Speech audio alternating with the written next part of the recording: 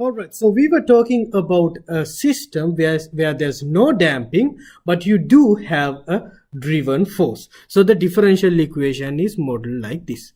And since you have non-homogeneity, when you come up with a guess for particular solution, you have to check for overlap. So in the previous video, we saw a case where we do not have an overlap. So the physical explanation for that was gamma is not equal to W, my bad, gamma is not equal to W. That means the frequency of the free response and the frequency of the driving force are different. Okay, all right. Now, how about if the frequencies are same?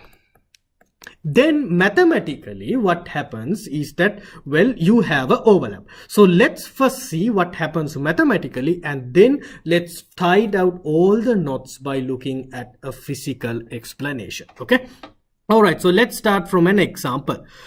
Since I didn't do the example, I just walked through the example in the last video. Let me do the full example here by myself. Okay, so we have this differential equation. First, what we do is we write the auxiliary equation, which will be m square plus 1 is equal to 0.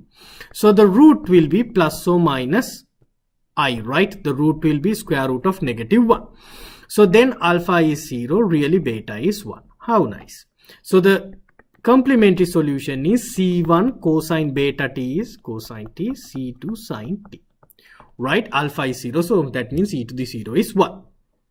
Now the guess for the particular solution will be, if you look at the right hand side, it's sine t, so it's A cosine t plus B sine t. Now do we have an overlap? Yes, okay, because here gamma is 1, right, in the driving force. It's sine gamma t 1t. W is also 1, right? Here W square x, so W is also 1. W square is 1, so W is also 1. So again, it makes sense why we have an overlap. So then we change the particular solution by multiplying by t, not by x. Okay, don't mix up the independent variables. This is our new guess. Now, do we have an overlap between this guess, the complementary solution, and the new guess? No, right? So we are good with the new particular solution. So what we need to do is we need to find the derivatives of that particular solution. So we have to apply product rule. So if you apply product rule, it will be A, I differentiate t first, A cosine t. Now keep t unchanged, differentiate cosine, well, that's negative.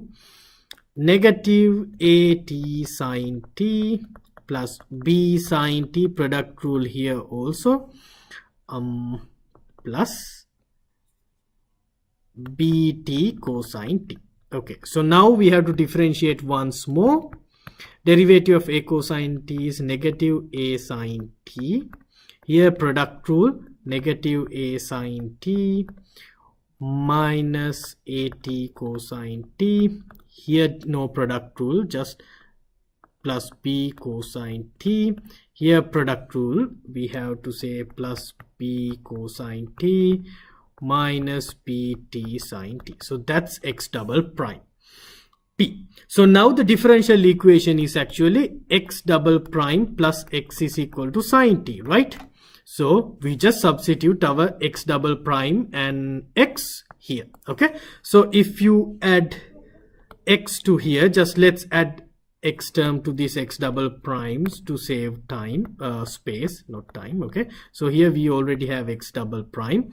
So if we add x, which is at cosine t plus bt sine t is equal, should be equal to sine t. Okay, all right, so let's try to see whether we can cancel out certain terms. So here negative a sine t, so that's negative 2a sine t. And here at cosine minus at cosine t plus at cosine t, that cancel out. B cosine t plus b cosine t, that's 2b cosine t. And negative bt sine t, positive bt sine t cancel out sine t. So it comes down to a nice simple equation. So now let's compare the coefficients of sine. So then negative 2a should be 1. So that means a should be negative half.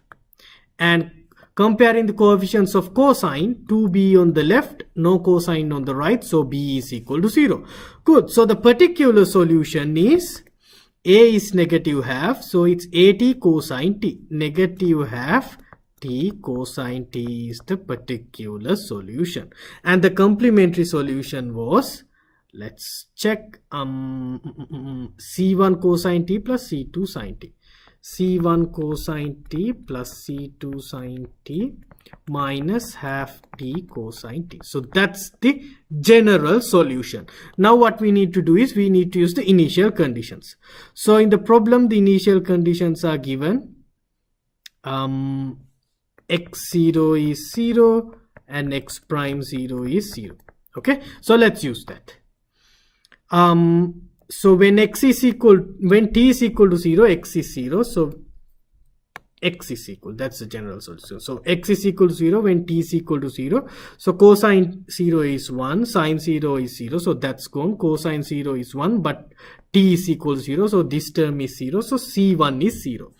Good. Now to find c2, we have to differentiate x. So derivative of x, so x prime is negative c1.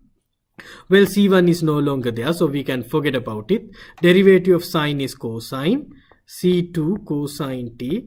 Here we have to apply product rule. Negative half cosine t plus half t sine t when you apply the product rule. So when t is equal to 0, x prime is 0. So 0 cosine t is here cosine, here c2 cosine 0 is 1, c2 minus half, but sine 0 is 0.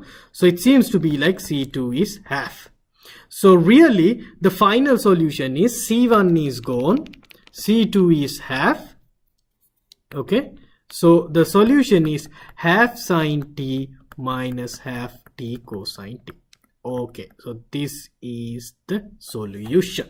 All right, so that is how you find the solution. That's like an exercise of method of undetermined coefficients, right? Okay, let's go to the physical meaning. So we got this solution, and here's what happened when we graph it. Now what do you see when you graph the solution?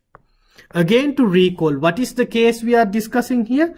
The case where the frequency of the driving force is same as the frequency of the free response, or no damping motion. We have a driving force and we have a particular solution that has an overlap with the complementary solution.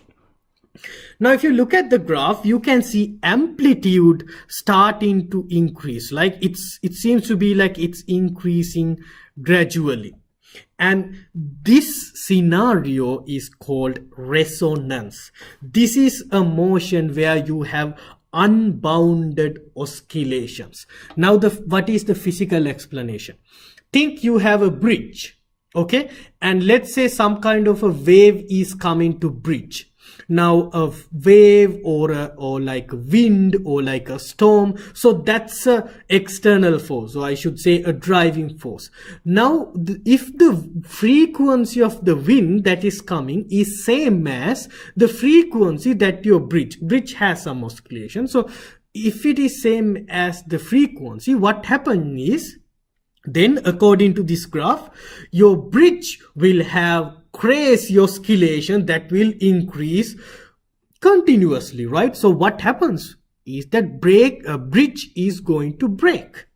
Same with an airplane wing. Now think about airplane wing. You have a wave coming there, and if the frequencies are same, if the frequency of the wind with free response and if the frequency of the wind is also the same, then your wing is going to oscillate like crazy, and I think that's not going to be a fun thing to watch if you're on the plane and watching your wing go crazy, right? It could be a tragic accident. So that is where, as engineers, that's a one application. When you're building a bridge, when you're building this, modeling this aircraft plane, you have to take these things into account, and it's all coming down to mathematics. See, it's a particular solution, overlap or not. Do you see how practical is this method of undetermined coefficients? Still not convinced? I suggest you to go to YouTube and try to Google or YouTube resonance of aircraft, wing, or resonance of a bridge. You can see some YouTube videos, okay? And then really, when you're building this model, you don't want any resonance, unbounded oscillations, okay? But these unbounded oscillations are really useful in some scenarios if you can manipulate them. Now they are very useful in, for example, in musical industry. So if you want to use musical instrument, if you want a high volume, it can be manipulated from resonance. Now you can see where it's coming from, right? And one example is a drum, okay? So those are the examples. But in a practical sense, the oscillations cannot go crazy like that, right? In most of the practical cases, because what is the reason that you cannot have larger crazy oscillations like that? One practical reason. The answer is very obvious. Because any system will have damping, right? It's hard to find a system where you don't have damping, right? You have these frictional forces. So that's the explanation of the motion. So try to understand it from both mathematical sense and also in the physical sense. Okay, all right then. Yeah, thank you very much.